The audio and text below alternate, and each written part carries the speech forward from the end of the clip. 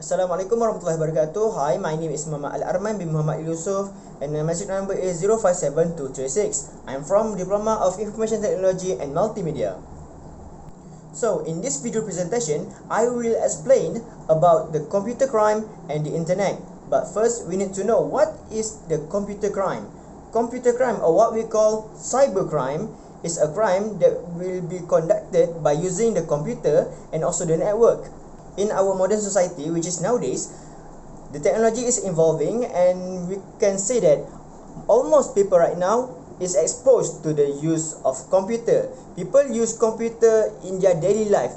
The using of computer is become their daily basis. And by that, the criminals are moving on to use the computer for their criminal activities, and this is how the computer crime or cybercrime are born.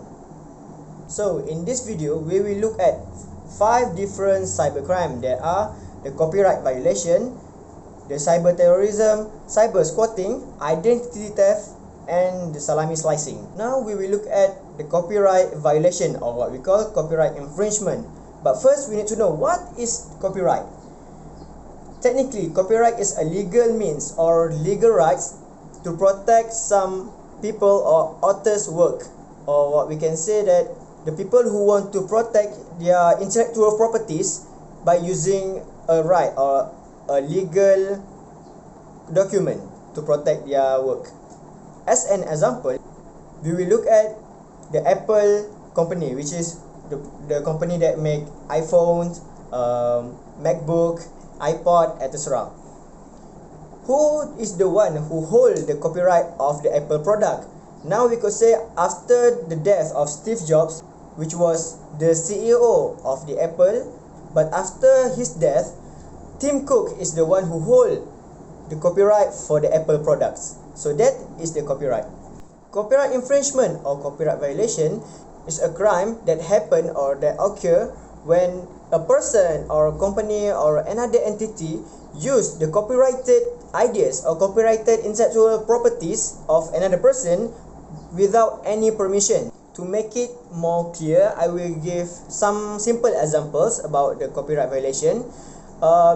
Let's say that you go to the movie theaters, you buy the ticket to the movie, and in the theater, you just record the movie. You record the show with your smartphone or your camera, and then after the movie ends, you leak the recording of the movie to the public for free.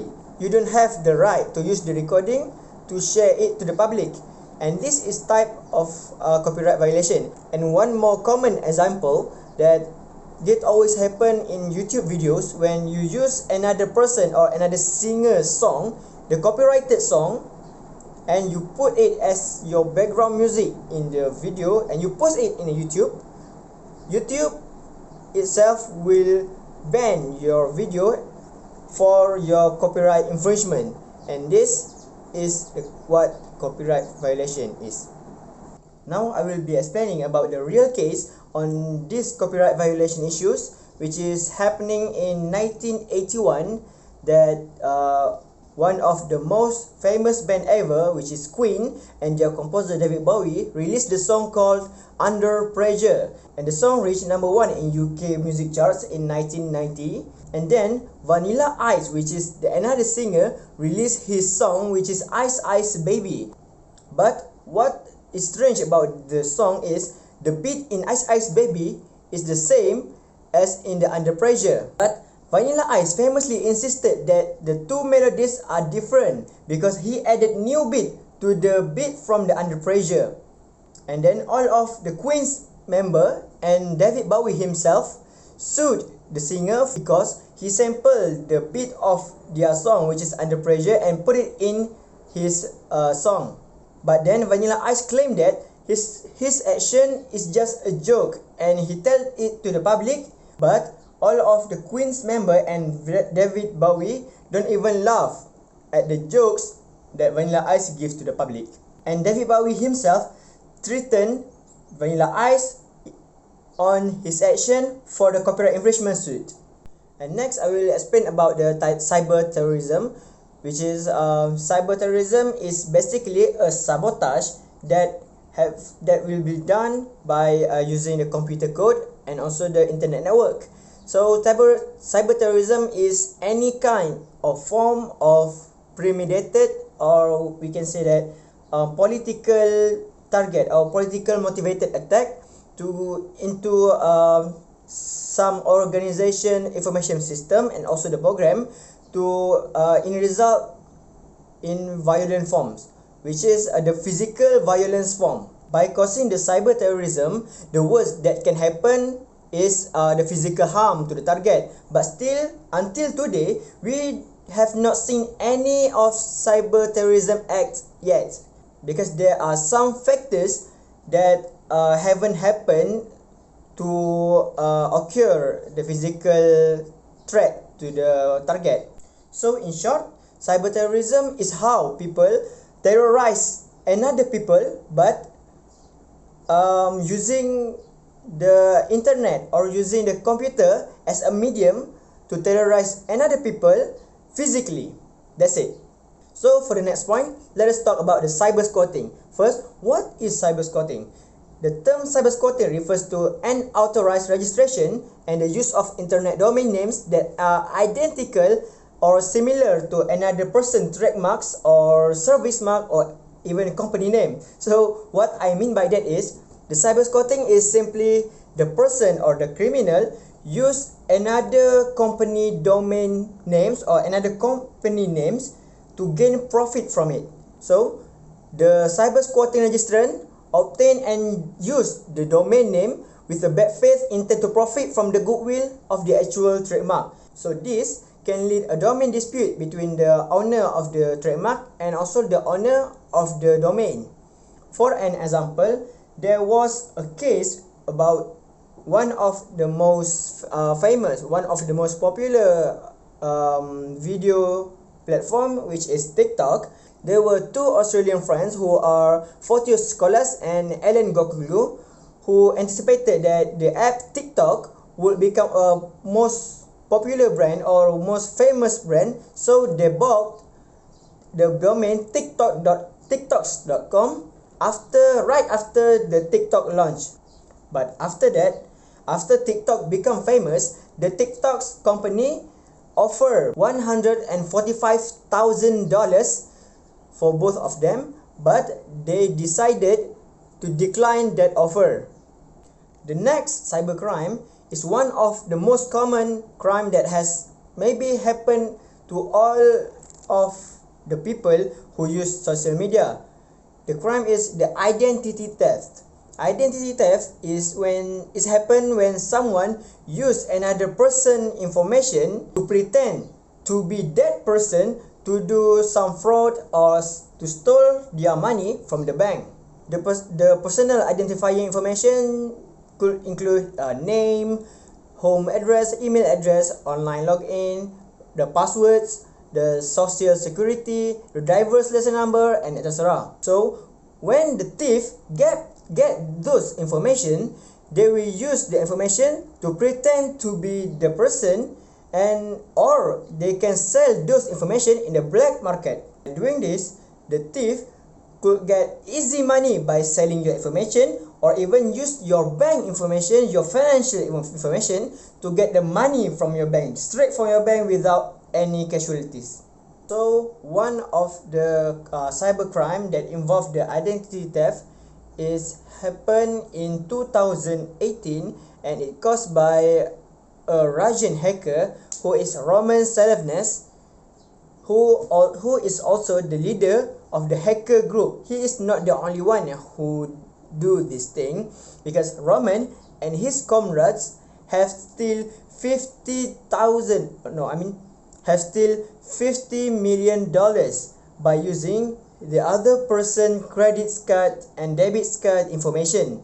Romans and his comrades have been stealing other people credit card and debit card numbers and steal their money from the account bank directly, and they have still up to $50 million. Last but not least, let me explain about the salami slicing. Salami slicing is a form of financial cyber attack where the criminal takes amount of money that so insignificant in a single case, so the person or the bank account holder will not notice that their money have been taken, because the number of the money is so small and it's very insignificant.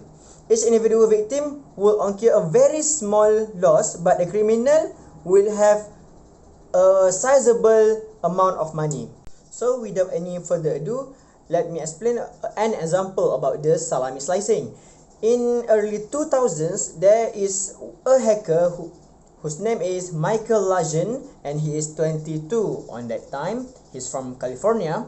What have he done is he used a brokerage link, which is a link for the bank user when a new bank user want to use their online banking or online system. They need to link their company to their bank, and in between the linking process, Michael Lajen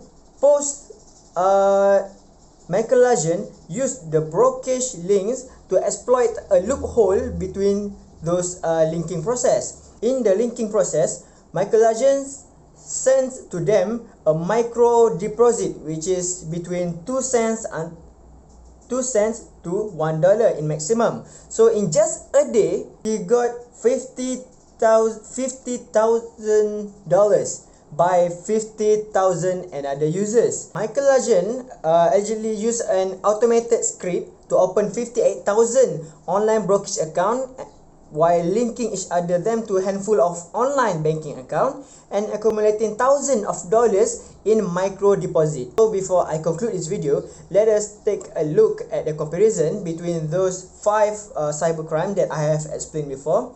So in this section, I will explain about the intention and the targets of the people who done this crime.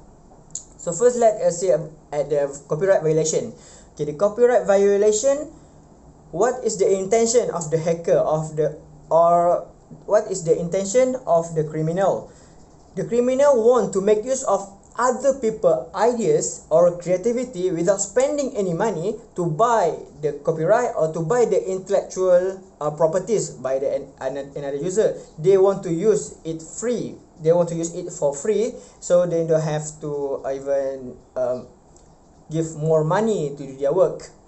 Then who is the criminal target for this copyright violation occur?